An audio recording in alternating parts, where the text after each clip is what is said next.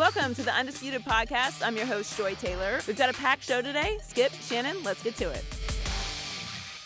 LeBron now has 5 career playoff buzzer beaters after his heroics on Saturday night. That's 2 more than Michael Jordan had in his career. So if you're into buzzer beaters, it's advantage LeBron 5-3. If you're into championships, it's advantage Jordan 6-3. You know, whatever you're into. Shannon has LeBron narrow the gap with Jordan. Whoa. Is that a deer or a goat? You know what it is. Looks like a deer to me. Stop it. No, it don't. It's No, a it don't. deer in headlights. No, it don't. Yep. Hold on. What you mean? There was a gap? I thought that was a place where you shop at. So now you shop at the gap? leap. Whoa. It's my time. Is it my time, Joy? Is it my time? Yes, Shannon. Is the gap? You shop at the Has gap? LeBron narrowed the gap? Not the story. I didn't know there was a gap. But no. Well, last time we did this, you said, well, he hasn't quite caught him That yet. was the So last now time. he This caught is him this now? time. Last time we talked, he hadn't hit 2-game winners. He hadn't become more clutch, Skip. The body of work is what it is, Skip. At some point in time, the resume, he just keeps adding. Because Michael can't add anything to his resume. This man is still adding to his resume. Now, what he's about to do, he's about to break the tie between Mailman, and Kobe Bryant. Joy Taylor, he's about to be for his 12th time in 15 seasons, first team All-NBA. He's about to do it 11 consecutive times. I don't know how it should be 13 and 12 because the year he took the team to the NBA Finals, Joy, he wasn't first team All-NBA. But that's none of my business. I didn't have a vote that time. But Skip Bayless, if you look at his body of work, everybody keeps saying he's magic. No, he's the greatest all-around player we've ever seen. Magic Johnson had 4 seasons in which he averaged 20 points or more. LeBron James in his 15 career has never averaged less than 20 points in a season. He's 27.2 for a career. He's 28.7 in the playoff. Skip said he likes a guy that shows playoff merit. So here's a guy that's averaging almost 2 points more in the playoffs than he does in the regular season. So in other words, Skip, not only can he score, but he can rebound and assist the basketball. No one in the history of the game has been asked to do more than LeBron James because Magic always had Kareem. Always. Michael Jordan always had Cartwright to get rebounds. He's always had Dennis Rodman to get rebounds. And a lot of times the offense was initiated by Scottie Pippen. So they're asking LeBron James, we need you to score 27 a night. We need you to get us 7, 8, 9 rebounds a night. And we need you to facilitate the offense by giving us 8 assists a night. And he's done that. And he's been one thing, Skip, he's been consistent with it. So for all these people, so the narrative is, he's not a scorer. Did you know this, Joe? I don't know if you knew this. LeBron James averages more points per game in the regular season than one Kevin Durant. And everybody thinks of Kevin Durant as a scorer. He averages more points per game in the playoffs than one Kevin Durant while giving you more rebounds and assists. No man in the history of the game has been able to do what my guy's been able to do on a nightly basis. Really? Therefore, he's the greatest player ever. From this day on, when I speak of LeBron James, I will always stop it, Skip Bayless. I'm telling you, being disrespectful to this man. He deserves some respect this Monday morning. How can I respect that? Hey, Skip, you know what here? I thought that's a sheep. No. What does that mean? He was hungry. Oh, he was hungry. He was eating. Oh, he was foraging. Yeah. No more baby dinosaurs. He's vegetarian. Yeah, baby dinosaur. He been eating baby dinosaur flesh the last 2 nights. No, he's not carnivorous. He just eats no. right? But Skip, did you see that toolbox he was in on Thursday night? Yeah. But that wasn't enough. He said, you know what? Skip don't believe it. Skip don't believe what he just saw. So what I'm gonna do on Saturday night is I'm gonna hit a game winner walk off. And so all this whole narrative about Michael Jordan be more clutch than me. Yeah.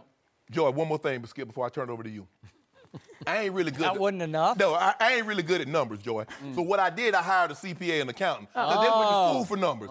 Shannon Sharp went to school to catch dog football. 12 for 214 and 2 tubs. Do you know 214 yards, Skip? You know what that is, the significance? That's the most receiving yards for a tight end in NFL history. Really? And O'Shea Sharp got it. So I ain't good. I thought Jess Wooden had like 215 in He game. wish he had it. Skip Bayless. LeBron James now has more walk-off winners in playoff history than Michael Jordan and Kobe Bryant. And both of those guys are thought of as being more clutch than him. But that's my business now. They made it my business, so I got to tell it. Tell me when it's my turn. It's your turn. Thank you.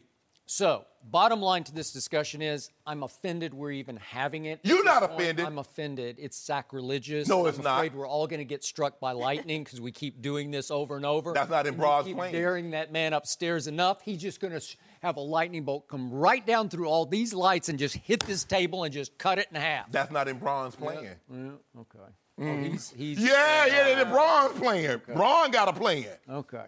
So what you should cling to is, if your man LeBron James can lead these Cavaliers past Kevin Durant's Golden State Warriors in this upcoming finals, then at least we could start having the conversation. But until that happens, we have no conversation, because now LeBron has hit 4 buzzer-beating jump shots. But jump shots, I'm not going to count that little. Oh, yeah, it's a game winner. It's a layup. It's a layup. Patrick, nobody guarded him, and he laid it off the glass. Ask Patrick Ewing how hard layups are. He didn't even dunk it. He just laid it off the glass. These are higher degree of difficulty, and the highest degree of difficulty was the one he made, obviously, Saturday night. But he has 4 in 227 playoff games. It's a lot of games, because he's played longer than Michael played during his stretch of 13 years in Chicago. So it's 15. Well, when you get knocked out in the first round, it's hard for you to advance. If you'd have kept going, you could have played some more games. Yep. So he has, in his regular season career, only 2 walk-off jump shots. Buzzer-beating jump shots. He has 2 in his career, and he's played 1,143 regular season games. That's a lot of games. So it gets us back to, as Joy pointed out, 6-0 in the finals with 6 MVPs versus 3-5 in the finals for LeBron with 3 MVPs. So the 3 times he won it, he did win the MVP. So I'm going to give him that. But he's facing 3-6, and then you're going to have a hard time wearing that thing. But here's the thing, Skip. So I just want to know, if we're only using championships as the barometer to say who's GOAT. Okay, now that it's my turn, time reclaiming. Oh, you're reclaiming your time? Okay. Thank you very much. Do you realize, blind witnesses out there, that Michael Jordan has 5 season MVPs and only 13 Chicago seasons to LeBron's 4 season MVPs and 15 Cleveland seasons? So that's a little advantage to MJ. No. He played 15 years, Skip. So MJ in scoring titles, regular season scoring titles, he has 10. LeBron has 1. Yes. Oh, that's not very good. MJ leads in all defensive teams. He made it 9 times to LeBron's 6. Okay. That's only in 13 seasons, obviously in Chicago. So that's big advantage to MJ.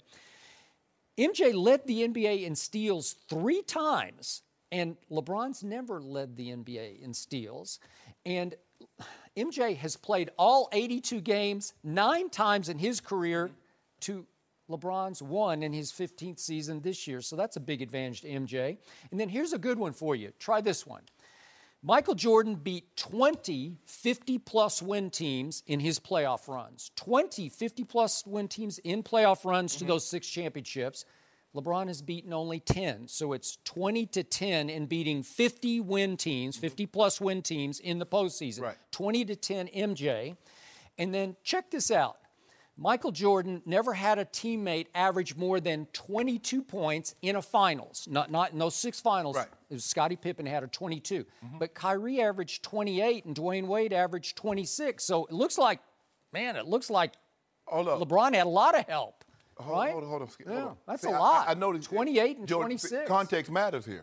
But if you notice, Skip Bayless only says 13 years in Chicago. So I guess those 2 years that he played in Washington does not matter. Well, he took 2 years off that were he was just forced out the back door in Chicago. See, what I try to do is I try not to bring up things that has no bearing. He wasn't playing, so there's. But they didn't even count. Even though he wasn't playing, Scottie Pippen led that team to 50-plus wins. But who is that? But here's the thing, Skip. Why are we not talking about those 2 years in Washington? Did they not happen?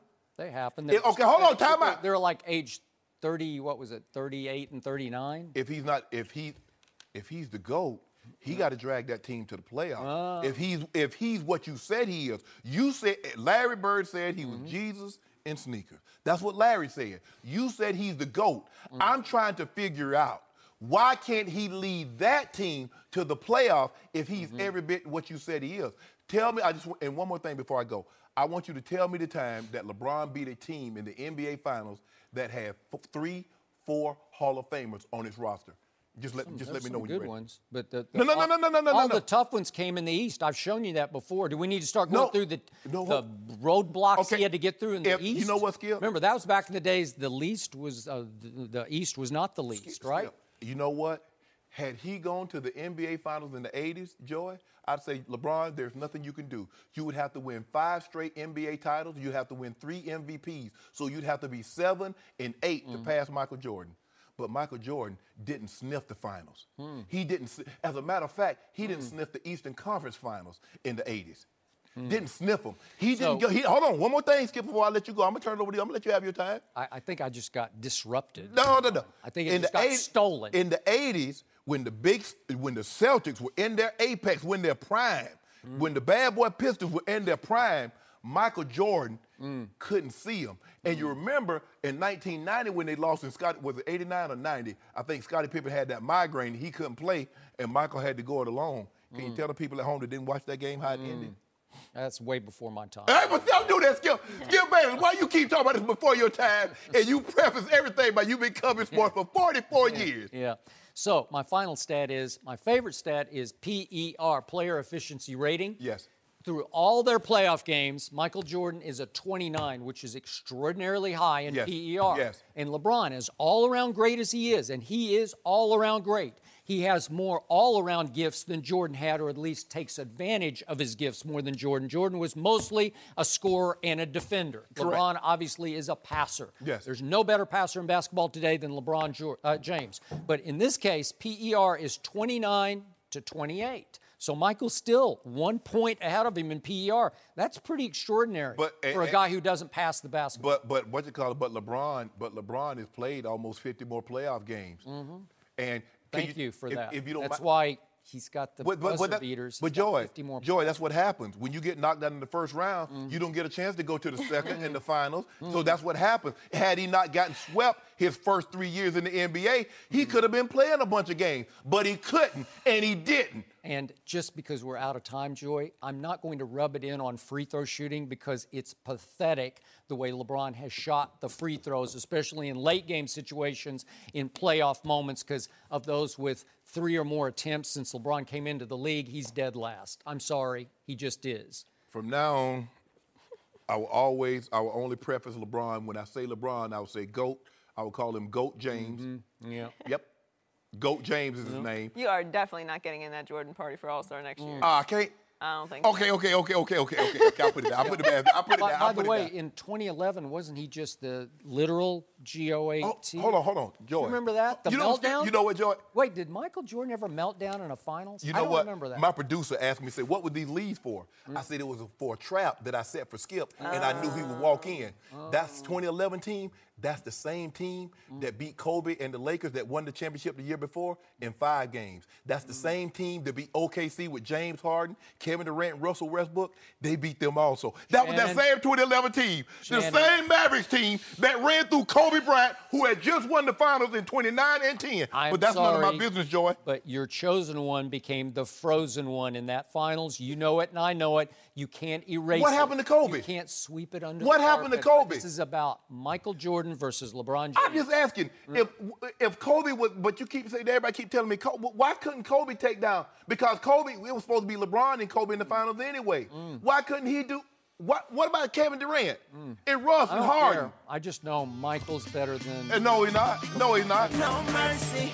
Hey guys, it's Joy Taylor. Before the show moves along, I wanted to talk to you about Buffalo Wild Wings. This time of year brings us 2 things, graduations and Father's Day, and the gifts that go along with them. Before you buy Dad another tie or that grad a balloon that will probably float away, ask yourself this. Does my dad or grad like wings or sports, or better yet, both? If the answer is yes, then get them a Buffalo Wild Wings gift card. Right now, if you purchase $30 worth or more in-store or online, they'll give you a $5 bonus to keep for yourself. That's a gift that gives back. How generous of you. Buffalo Wild Wings, wings, beer, sports. Terms and conditions apply. Now back to the show. No mercy. LeBron hit his second buzzer beater of the playoffs on Saturday night. He hit a floater off the glass to beat the Raptors and give the Cavs a 3-0 series lead. LeBron finished with 38 points on the night.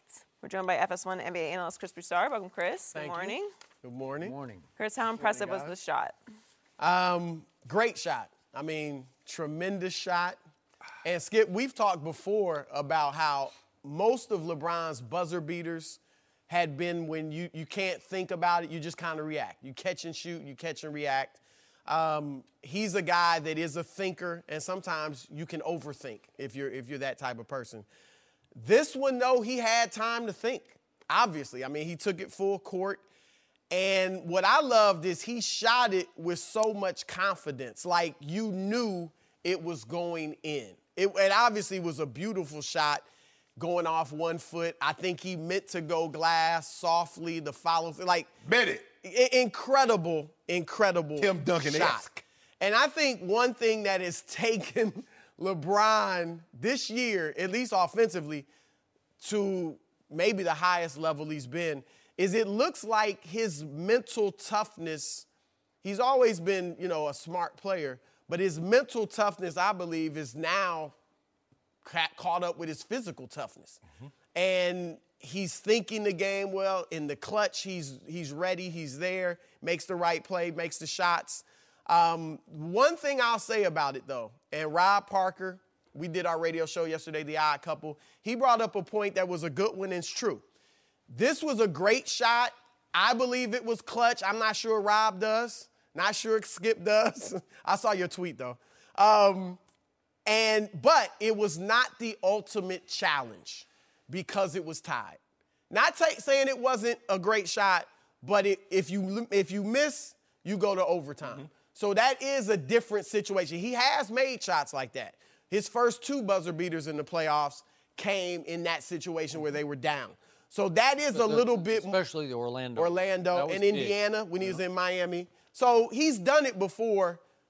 This was a great shot, but that's the ultimate. When if you lose, you go home. You see, LeBron can never win because we keep changing the rules of the game. Because every time he scores, we change the rule and say, okay, now we take whoa. Now, I've never, ever heard when Michael Jordan hit a buzzer beater, anybody say the game was tied. Because they weren't tied. So he never hit a buzzer beater. I'm saying his two. First of all, I'm not taking anything from LeBron. You just did. No, I didn't. Yes, you minimized it. No, I didn't. It's not the ultimate shot, Shannon. You know that. The ultimate shot is when you are down. You see what you did? Now, and you brought up Michael Jordan. His 2 iconic shots, they were down. And if you lose, not Utah, I could minimize Utah a little because Cleveland, you lose, you go home. Utah, they lose, there's a game 7. Mm-hmm. So, I mean, it's just saying there's levels. That's all I'm saying.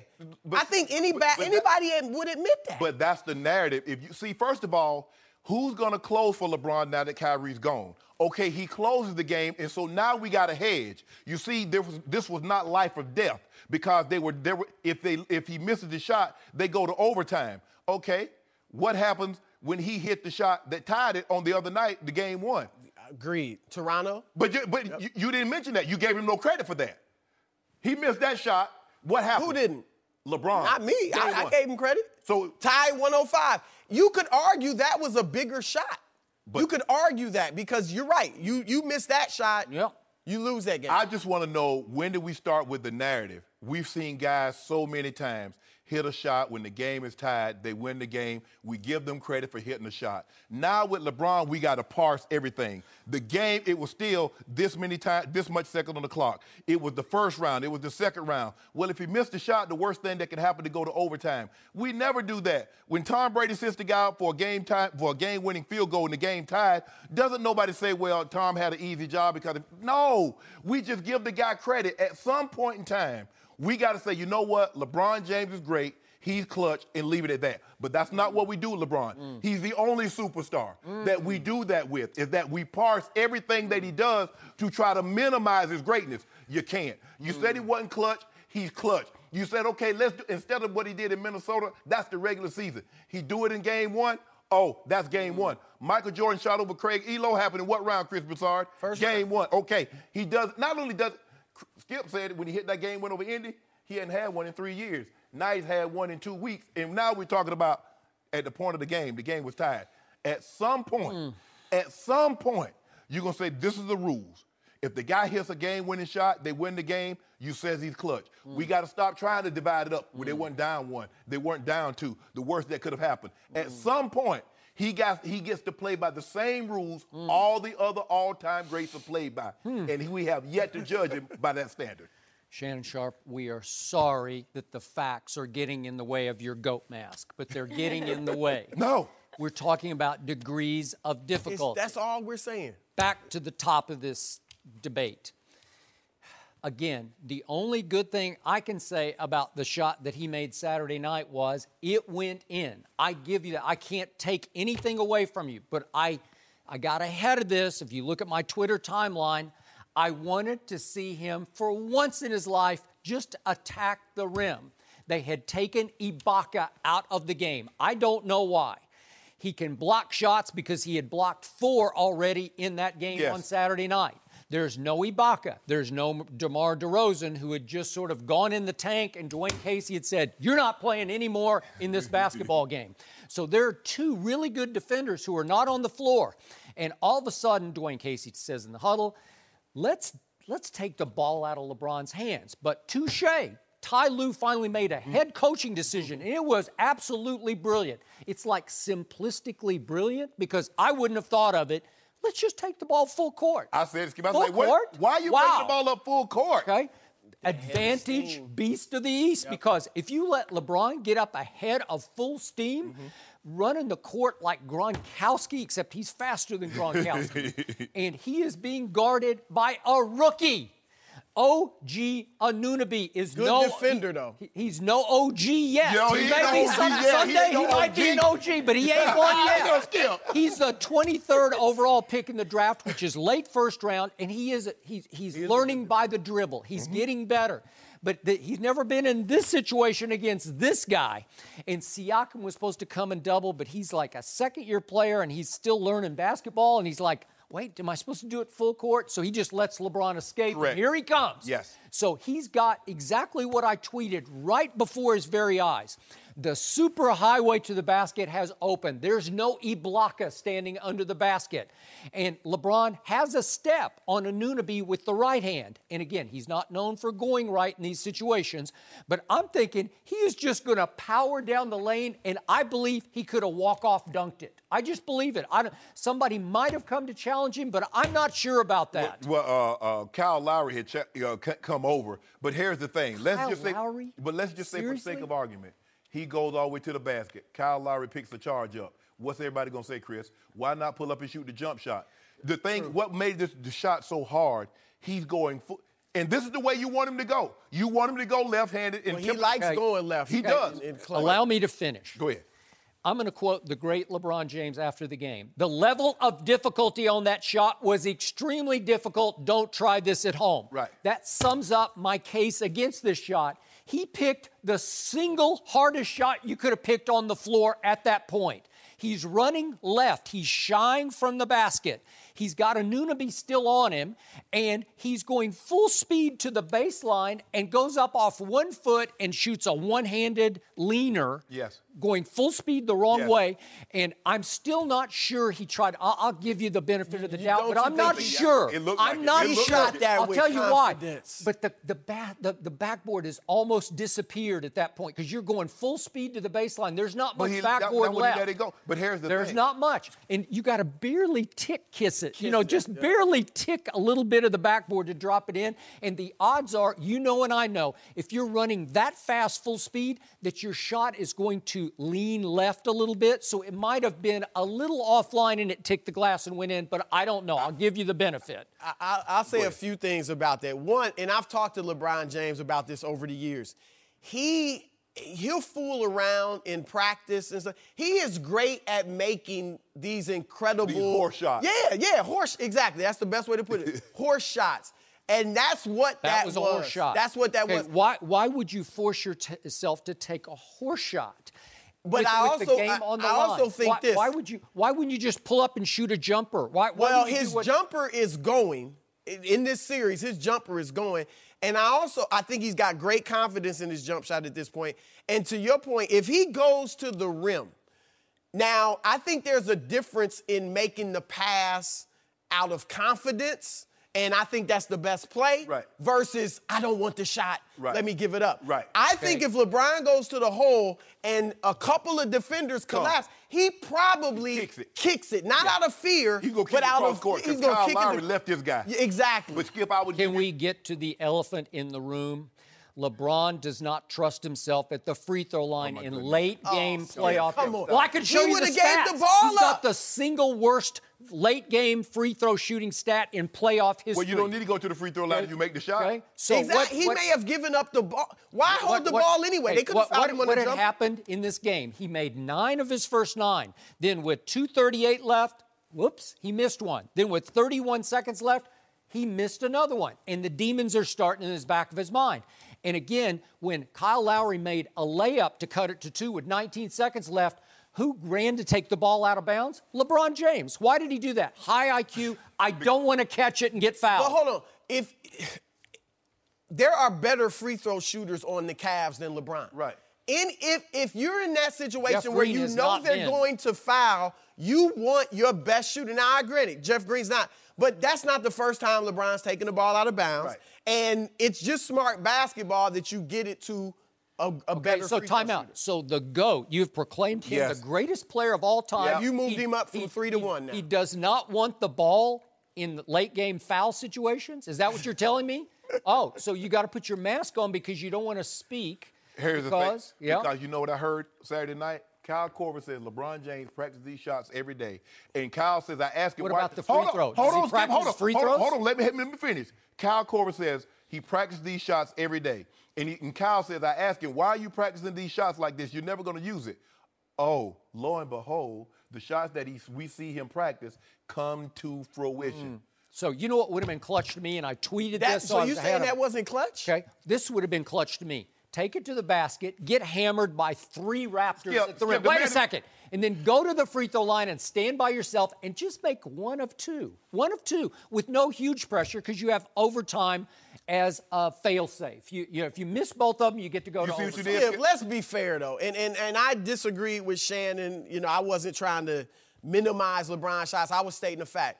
But to say that shot wasn't clutch, okay, and to again, say it would have been better, the highest degree of difficulty why shot go on the to court? the free throw line when you are a 75% foul If you're the greatest shooter? player ever, you can create a much better shot. That's a great shot. It looked good. It was one-on-one. It's a terrible shot. No, that was terrible. a great shot. And when Michael Jordan hit the shot of shots, the walk-off, why didn't he drive to the basket, Skip? Exactly. Why would LeBron James himself say the level of difficulty on that shot was extremely difficult? Because he's giving himself props. Okay. That's the bottom line. He's giving himself props. I think he wanted to create the most difficult shot possible in case So if he he missed, missed, he could say, boy, that was hard. That's not fair. No, it is fair. Because it's you the know truth. what? Because look, we can look at Michael Jordan's, the biggest, most iconic shot of his took career. legitimate, We can look at that conservative- and say, you know what? Hold on. He shoved Brian Russell out of the way. Am I wrong? Yeah. This is a free throw line jump shot. Okay, is that When not he shoved Russell? I know he did. I mean, But so- again, why did he go did to the- he, why did did he he go not to the hold the basket? post? Was that a hard LeBron shot? held there it is right there. Look He's at that. holding the Yeah. pole. I mean, we just got to be fair, So man. which was higher degree of difficulty, LeBron's or Michael Jordan's? LeBron's. It was a free throw. LeBron. Michael created a free throw. Same situation on the run. But he shoved somebody to get it. Nowadays, the NBA would have came out with. Yeah, but in you know further what? Review What's the upon like- further Those review, were the days when that they should have played been called a men's foul. basketball. It was a men's game. Chris, Well, I'm Chris, what's serious. the It was. You can run 15 miles an hour, shoot the ball, falling out of bounds, and kiss it off the backboard. How many guys you think can do That's a higher that? difficulty. Oh, Come way on, to that go. shot was Way to go. tremendous. Yeah, but it was. What was the point of it? Why would you need to The make it so point hard? was, I'm the only man on earth that can make this shot. The point That's was, the point. if it misses, Give boy, me it was props. really hard. That's the point. Yeah. In the words of Etta James, at last. No mercy. The Celtics put the Sixers on the brink of elimination Saturday with an overtime win in Philadelphia. Al Horford was the hero late, hitting the go-ahead layup in the final seconds, then sealing the victory by stealing Ben Simmons' inbound pass. The Celtics are now 1 win away from a likely rematch with Cleveland in the conference finals. We're joined once again by Chris Broussard.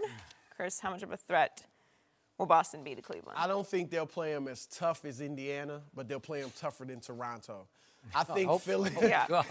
I think Philadelphia, and I think you said this. Philadelphia would have been a bigger threat. I would have picked Cleveland, but I would have given Philadelphia a chance to beat them. I give Boston no chance. I think maybe they make it a 6-game series. Right.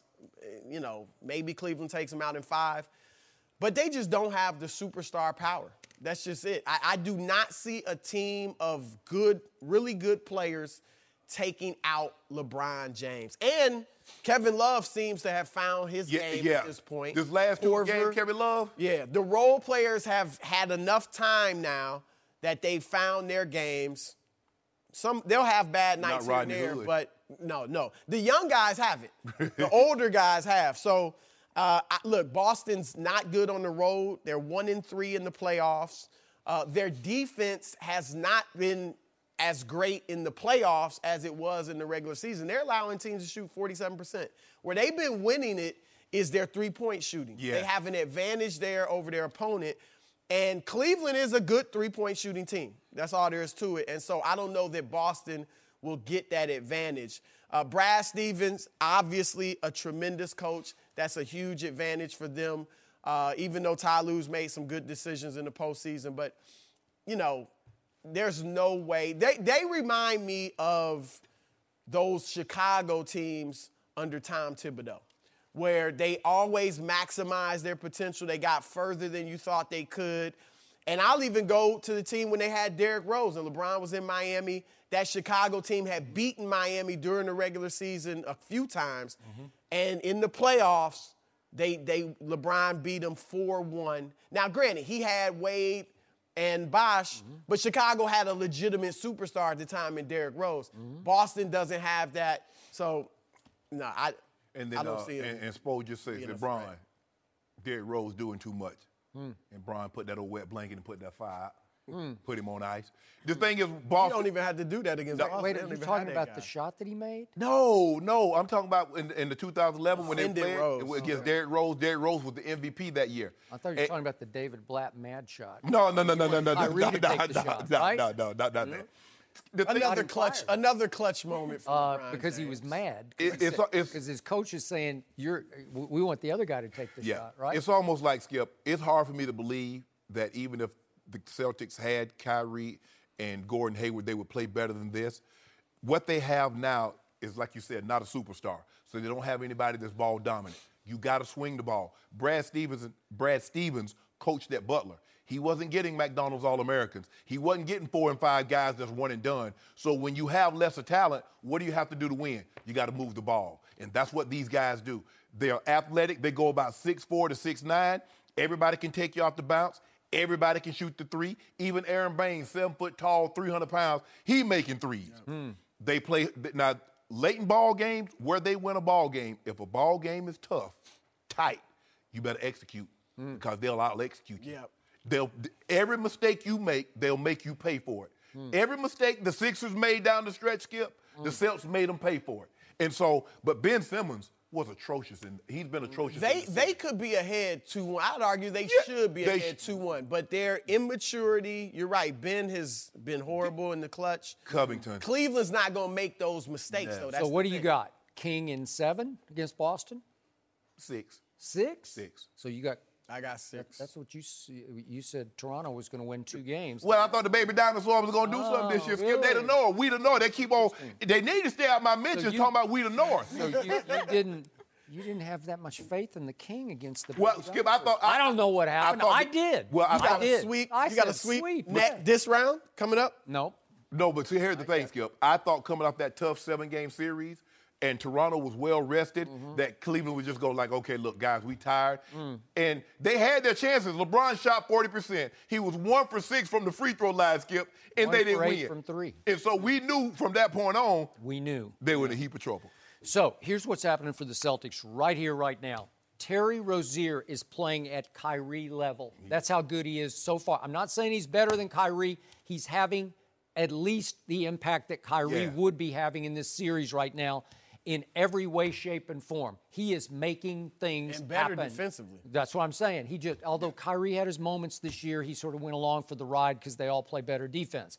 The other thing that is happening, Jason Tatum is already better than Gordon Hayward. I'm not the biggest Gordon Hayward fan. He's just better. I would agree. He's already better. And cheaper. He can do more things. Well, he's way cheaper, but he's just better. And I like Gordon Hayward. I just don't love him. And was he going to change life in Boston?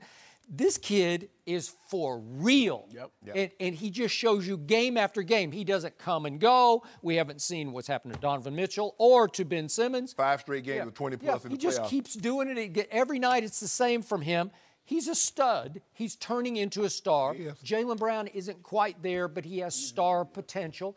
And Al Horford just knows how to play basketball. That's all I know. He's made 5 All-Star teams, as much with his head and his heart as his talent, because his talent is okay, but he makes shots sometimes where I say, how did that go in? I don't know. He just knows how to play. Yeah, right? He's like David West when he was at his best. defend. They'll let him initiate the offense at the top of the key. Yep. He seems to always make the right decision, and he's doing a heck of a job on Joel Embiid. Yep. Now Joel Embiid's like, I don't understand how a guy plays a whole game, or basically 2 games, and get 1 foul against me. But hey, for whatever reason, they're not calling it. Some of it because you stay on the perimeter too much. So get your butt on the block. Here we have these 3 teams. We have rock, paper, scissors. And I believe that the Sixers would have been a rock to LeBron's scissors, because they would have had that they can keep LeBron. Those 2 7-footers can keep him from the rim. Yeah. He doesn't have the super highway that I see him have repeatedly against the Celtics. Yeah, what happened right after the trade deadline when they acquired all their new Cavaliers? Right. They went right up to Boston and they just Blew the doors kicked off their butts. Yeah. Kicked them right out of their own building.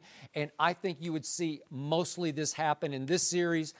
I'm going to sleep on this, but right now I'm leaning toward Cavs in 5 in this series. Because that's how. The thing is, Skip, if you look at Cleveland and them playing Toronto, they really can't stop Valanciunas, but he's not an offensive threat. No. Well, Embiid is a bigger, more skilled Valanciunas. He got 21 and 20 the first game. So what you going to do with Joel Embiid? I agree.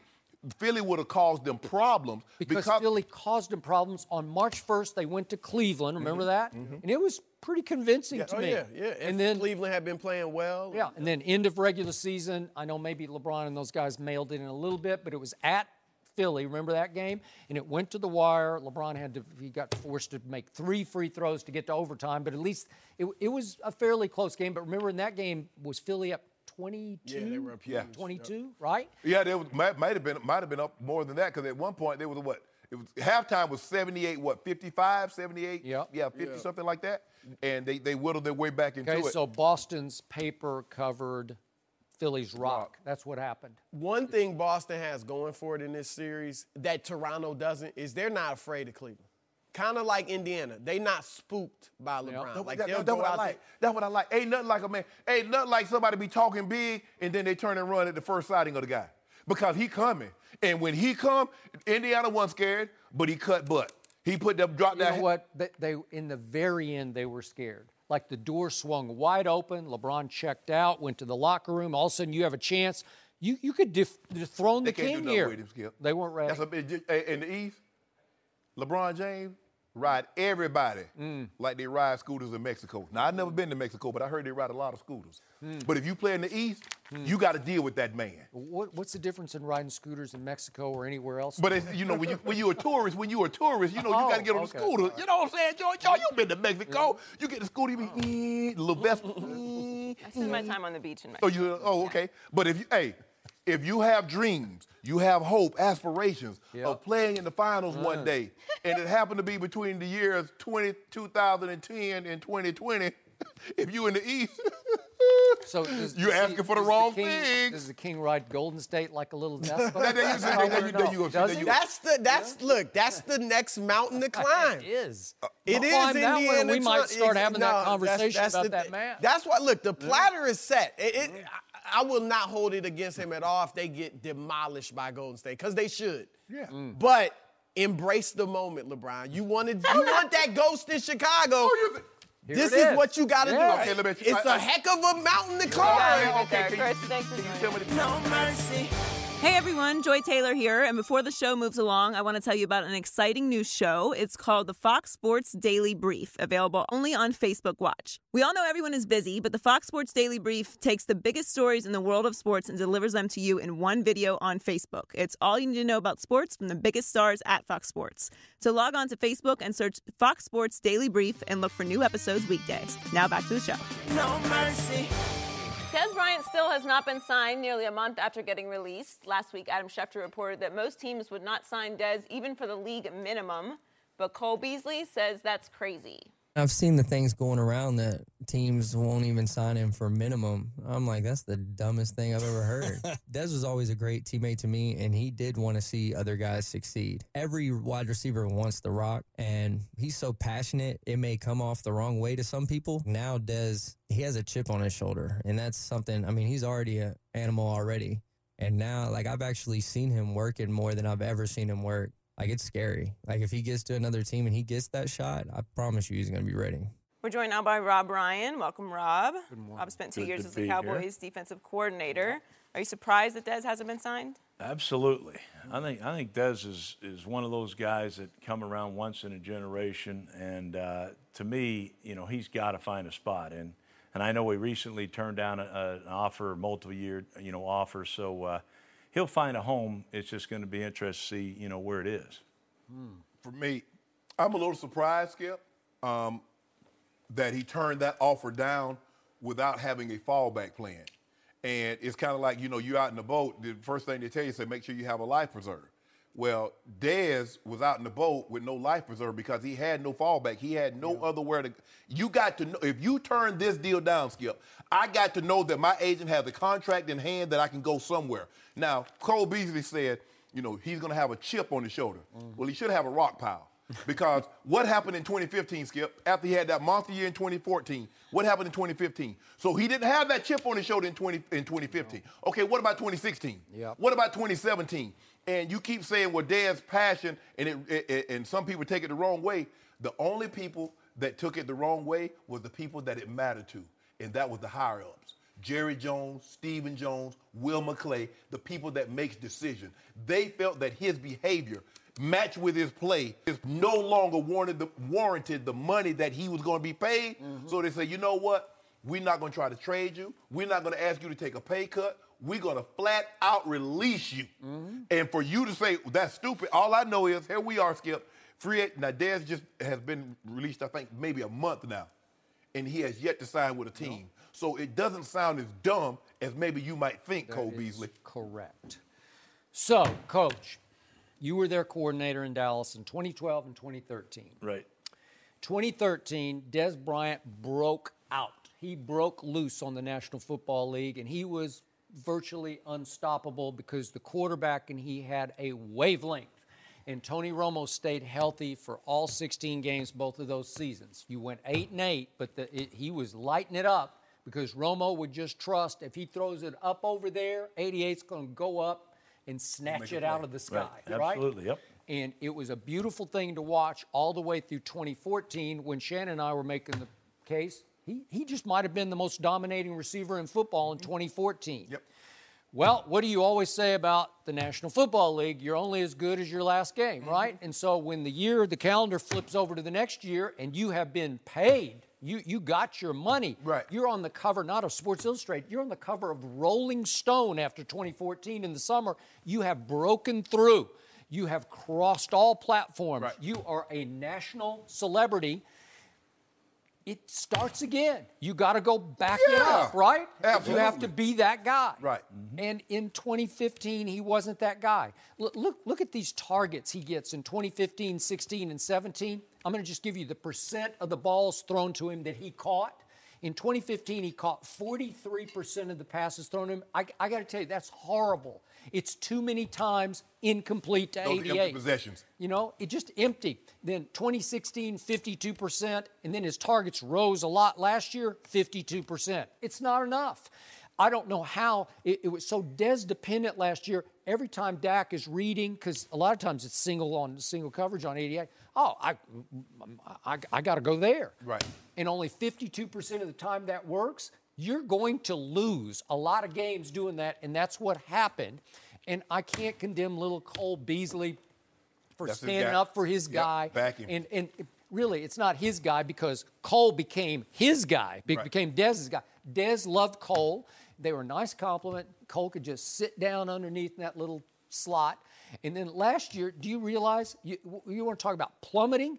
So Cole Beasley goes from 75 catches in 2016 to 36 catches last year. Why was that? He was getting doubled a lot. You know, they were just bracket coverage inside saying, we're not going to let Dak, you can't throw it to that guy. You can throw it to Witten, okay, because he won't really hurt us. He'll just catch it, and it'll be 6 yards. Yeah, well, what we're going to do, Skip, is that they still had that offensive line, especially early. They did. We're going to take away the run. We'll play one-on-one with single coverage. If it's close, we'll play in and out on Cole Beasley. We'll take the quick throw away and make Dak pump, and they have to go to Dez. You see, Skip, normally what a great player does when he achieves success, be it on the football field or whatever success is, or he gets paid. Most great players, once they climb one mountain, the really great ones find a new mountain to climb. That is true. I'm not so sure that when Dez got paid and he was being talked of, okay, now what do I do? Where did he go from there? I tell you what, I think, look, Dez is 100% genuine. I mean, he really is. I got it. I don't think what people are saying and the money affects the kid. I think the biggest difference is Dak Prescott is a throw to the open receiver quarterback. Right. And he really is. Right. And when it's one-on-one, absolutely he should go out to Dez. Absolutely. But when the throw's not where Romo used to put it, right over the guy's ear, where Aaron Rodgers puts it, where Flacco put it to Anquan Bolden, the numbers are going to drop. Now, the concentration numbers at the end there where he's dropping the football, that's a new thing for Dez Bryant. He doesn't do that. He's got great hands, probably some of the best hands that have ever played the game. But all of a sudden he starts dropping. Here's the thing that I noticed when I was in Dallas. All right, some people are tough enough to take the heat, like myself. All right, but there's others that it affects. And look, they run out one of the best corners that have ever played the game in Terrence Newman, who had a lot of football left. Right. That media ran him out. And I don't care what it said, they were affected. The higher-ups got affected and ran him out of town. And by the way, he's still afloat. Yeah, and by the way, he's going to make the Hall of Fame, and he's still playing forever. All right, they've done that before. So could it get to Dez? Maybe it did. Maybe, hey, I'm going to try to do this. He's trying to do too much. Now he's losing his concentration. Here's the thing. How many times has this been done before? Anquan Bolden, they got rid of. Steve Smith Sr., Randy Moss. When I was in Oakland, the coach said he couldn't play. And I remember he told Al Davis that. And Al Davis loves players, and he loved Randy Moss. So we dump him. That was great. And you know who gets dumped after that? The coach. Yeah. All right, so guess what? The heat's on. This is Dak friendly. Stephen Jones said it. It's Dak friendly. Everything's Dak friendly. Let's get a new receiver coach in. Let's do things different, and let's see how it goes. But if it doesn't go well, trust me, there's going to be something going on in Dallas, and it's not going to be that pretty. Robert, this is where I'm going to disagree with you. Okay. Because what we haven't seen. Now, Will McClay said that this is very odd that a general manager will say this, is that what we noticed is that Dez could not consistently win outside. Now, he can't consistently win outside, and his route tree, the number of routes Dez run, every cornerback that comes out here has said we play Dez for basically in-breaking routes and the back shoulder fade. Every last one of them. That's true. None of them says that we play for the speed out. None of them say we play for the deep ball. Nope. They say we play for two routes. Well, if you can't consistently get away, you're limited because they don't move you around. They don't line you up in the slot. They don't really stack you a whole bunch when they get three wide and then somebody can't press you. When you're limited, you can't consistently get open, and you're only limited in your route running ability. What are they supposed to do? That's the tape does not lie from last year. So that's they're true. looking at it saying, I don't know about this, because Dez, if he's not getting the football thrown to him, can cause some waves. Watch the way that Dallas has played, though. Okay, you guys have all touched on it. Hey, we can go out here, we can play in and out on the inside receiver. That free safety's alignment has changed in 3-by-1 sets. Yeah. He's not right down in the middle of the field anymore, fellas. He's more lean to the X. That gets him off of throws. That lets that corner play more aggressively, and that's the way these Raider 3 coverages are playing, and that's how they've always played. So, it's not like it's just him, and that's it, all by himself. Look, I know this. the fit wasn't perfect with Dak Prescott. Dak Prescott is going to throw to the open receiver. I think it's going to be good for both. I hope he goes to Baltimore because they've had success with Bolden. They've had success with Steve Smith Sr. They also went and they stole you from Denver. All right, and how'd that work out? And Ozzie Newsome knows better. There's one team that tried, went. Rob. That's He right. turned them down. And you know what? I don't know who his agent is, but it needs to be me. I'll go make him go. So the scariest, but the best thing Cole Beasley said in this interview was, I've already seen Dez working more than he's ever worked. That's not good. I don't know. See, I've never seen that. But Dez Bryant has been a hard-working guy. Look, this was my next-door neighbor in training camp. He's all football. This guy loves football. He's so passionate about it. Like I say, he's a genuine article. And he compared him, well, he's a wild horse. That's what he is. Right. And believe me, I made the mistake of putting a first-year corner on him first day of practice, and Dez Bryant punked him, knocked him down so bad he had a terrible career. He's still playing, but he's not any good, and it's because Dez punked him. All right, so I believe in Dez. That was the beginning. That was the beginning of the end. Dumbest thing I ever did. But I'll tell you what, I love Dez Bryant, and I believe in him. And I've seen, look, all history has shown great receivers can come back. Yeah. Right. And if he's working this hard and this dedicated, man, it must be off the charts because I've seen him. He is a worker. No mercy. Ben Roethlisberger does not seem very happy with the Steelers' drafting of Mason Rudolph. On Friday, Ben said, quote, I was surprised when they took a quarterback because I thought that maybe in the third round you can get some really good football players that can help this team now. Nothing against Mason. I just don't know how backing up or being the third string helps us win now.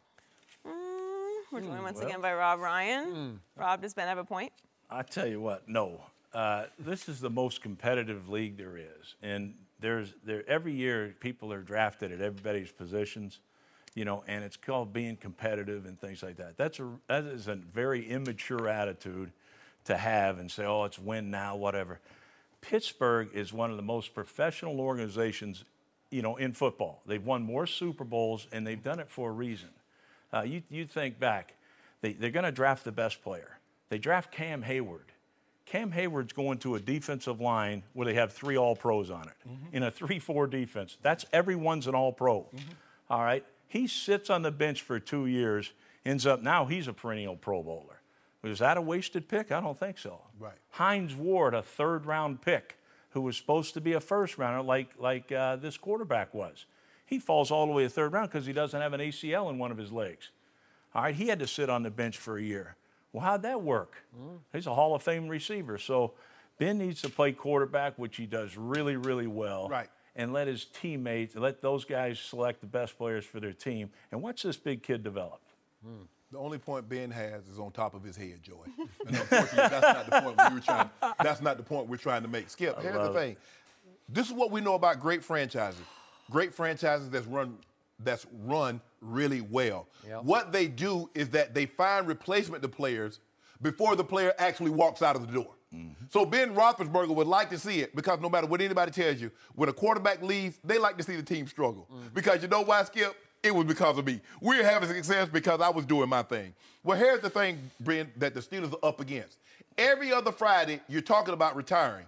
So what do? Do they wait till you actually walk out the door before they try to find an adequate replacement? Who knows? All of a sudden, you might fall back in love with motorcycles again and hop on one with no helmet, and there you go through a windshield. Or you might take a road trip.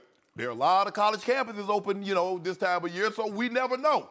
The Steelers have to prepare for what is in the best interest of the Steelers. Because guess what Ben is doing, Skip? Preparing for what's in the best interest of Ben Roethlisberger.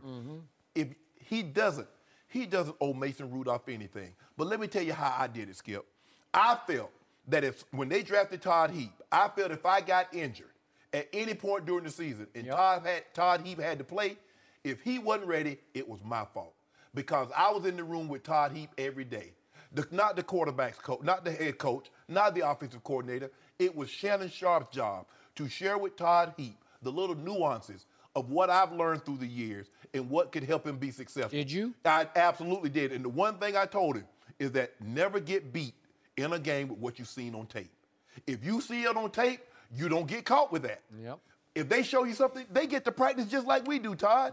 But they're going to come up with something. Just react and play football. But were you offended or hurt when they took him in the first round? I was neither, because they had made me financially secure for the rest of my life, and they put my kids through college. So I was nothing. I think, and when Ozzie told me they were going to release me, I said, Ozzie, I appreciate you giving me the opportunity to show that I was more than the West Coast offense. I was more than Mike Shanahan and John Elway. I thanked him. Ben, you don't. It had to hurt your pride a little bit, just a little bit. You're a competitor. I was thinking, like, okay, so now what do I do? Are they telling me but Skip, I had gone to the Pro Bowl. Me and Tony Gonzalez tied for the most catches. I was in year 12. Tony, I think, was in year 5 or 6. We had tied for the most catches for tight ends in the NFL. So I felt I could still play, but I understood. Skip, they took this guy in the first round. They didn't take him in the first round to sit for 2 years. They took him in the first round to sit for a year. Mm-hmm. I get it. Ben, just think, if something were to happen to you, the only reason that the Philadelphia Eagles are Super Bowl champs is because they had a guy that prepared. Mm-hmm.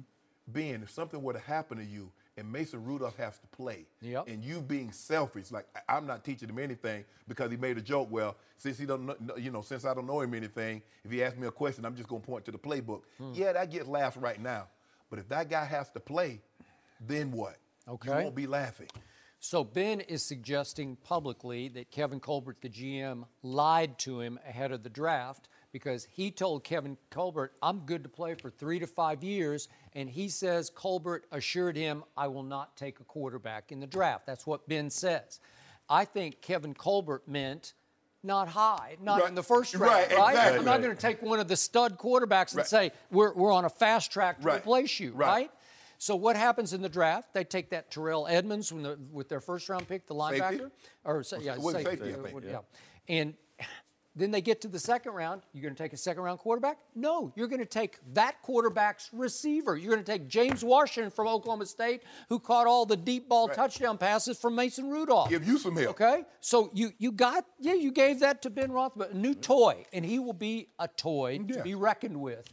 So you gave him Juju Smith-Schuster a year ago. That worked out pretty well, right? So here's another weapon for your arsenal. You got a whole array of wide receivers. You gave up Martavis, obviously, to Oakland. So here we go, and it goes to the third round, and Kevin Colbert's looking at his board saying, I got a first-round grade on Mason Rudolph, like a later first-round grade.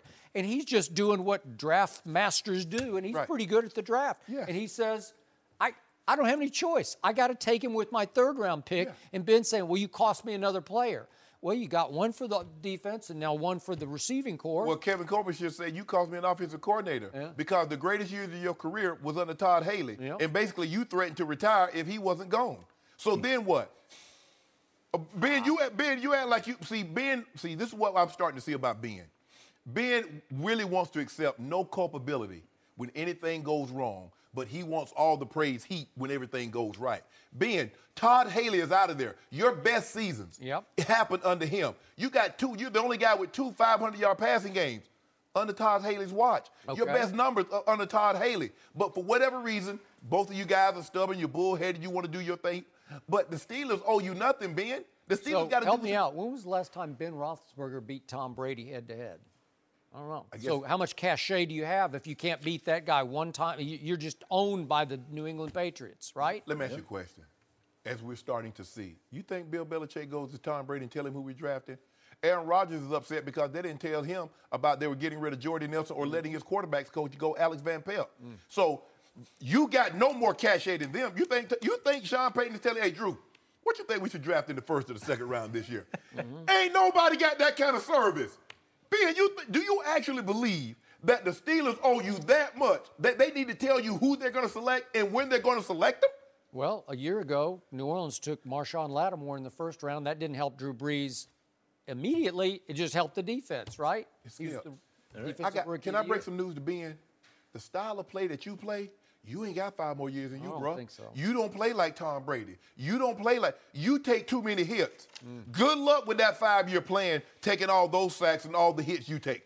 Good luck. I wish you well, but your style of play doesn't look like 5 more years to me, Rob. Now it might look like that to you, but it doesn't look like that to me. No, I mean he's been a fantastic player, but he has had injuries. Yes. I mean, he's been banged up, and he sits in there and holds that and takes more hits than anybody because he can shrug them off. Right. But I think it was just a mistaken judgment. Look, it's an immature reaction to a player being selected. It's not like when Todd Heap was selected for you. You're a mature man. You could handle that. Obviously, Roethlisberger's been through some of this before, but it's just, strange reaction to somebody that probably is going to help the team. So he still hasn't grown up in his 15th season? Yeah. I don't know. Yeah, just... Also, I mean, he's hinting at retiring, like you said, every other year. Yeah. What do you expect them to do? What do you expect? It's not like he's like Tom Brady out here talking like he's going to play till he's 50. We united, Skip, and then I didn't want to do Yeah. this. I wanted to clock the ball, but the coaches told me not to. So we know he'll throw some people ownership. And why would you ever give up information that you and Kevin Colbert had that was true. between you guys? Why would you ever Being make that a little public? emotional. Sometimes you get your feelings. Rob, thanks for joining us. No mercy. Thanks for listening to the Undisputed Podcast. I'm Joy Taylor. We're back again tomorrow morning at 9:30 Eastern. We'll see you then. Fox Sports 1 of 1.